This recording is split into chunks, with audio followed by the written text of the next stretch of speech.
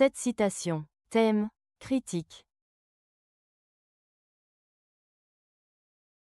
1. Parodies et caricatures sont les plus pénétrantes des critiques.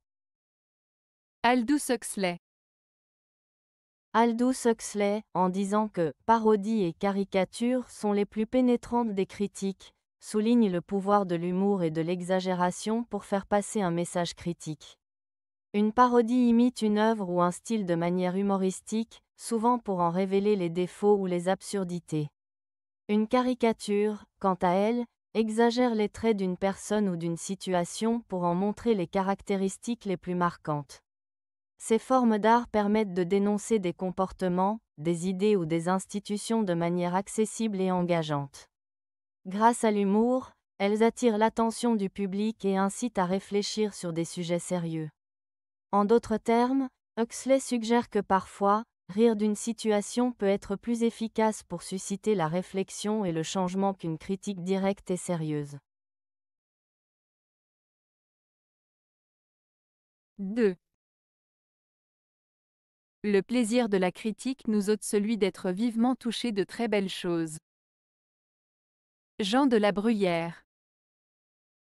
Cette citation de Jean de la Bruyère signifie que le fait de critiquer ou d'analyser quelque chose peut nous empêcher d'apprécier pleinement sa beauté ou sa valeur.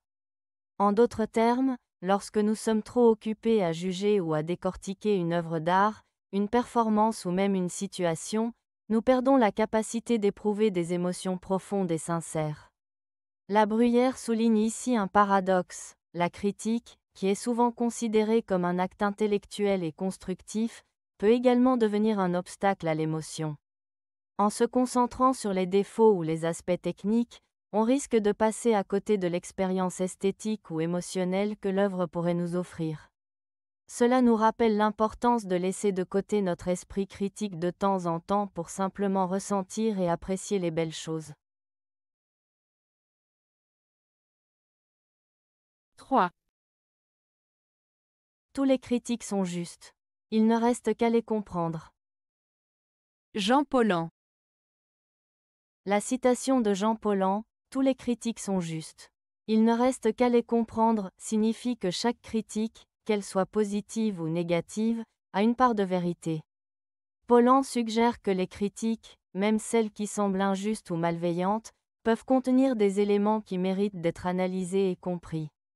Cela implique que, plutôt que de rejeter les critiques ou de les prendre personnellement, il est important de les écouter et d'en tirer des enseignements.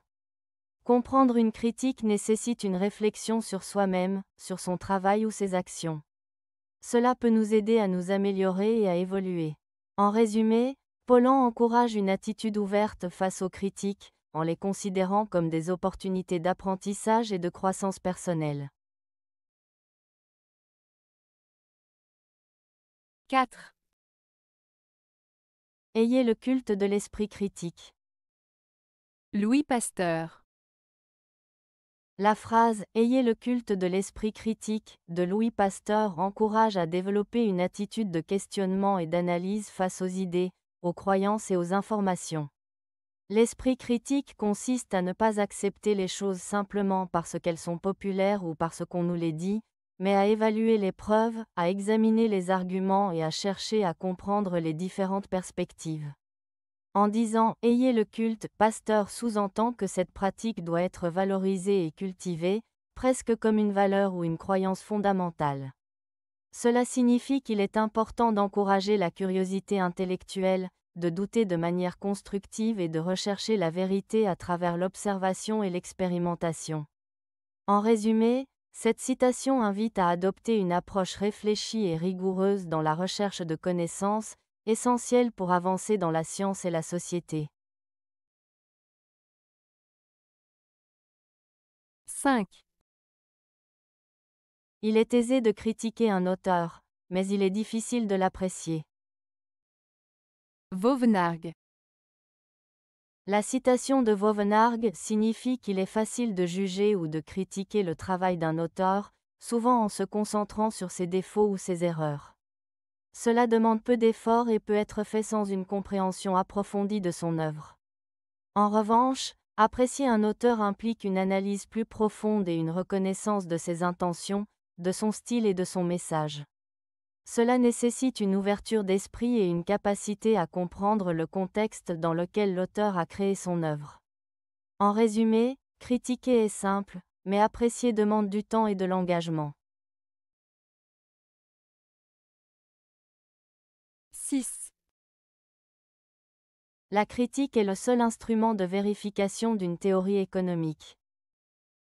Karl Popper.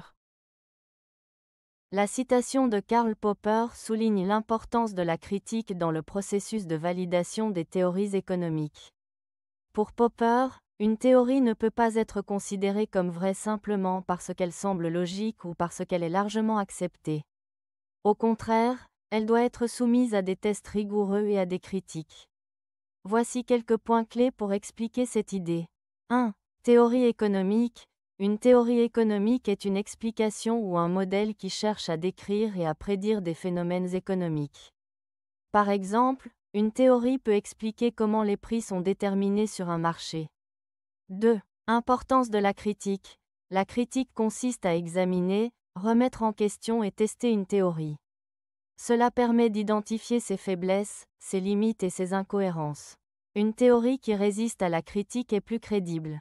3. Vérification par l'expérience. Pour Popper, une théorie doit pouvoir être falsifiée, c'est-à-dire qu'il doit être possible de prouver qu'elle est fausse par des expériences ou des observations. Si une théorie ne peut pas être testée ou critiquée, elle n'a pas de valeur scientifique. 4. Avancement des connaissances. La critique permet d'améliorer les théories existantes et de développer de nouvelles idées.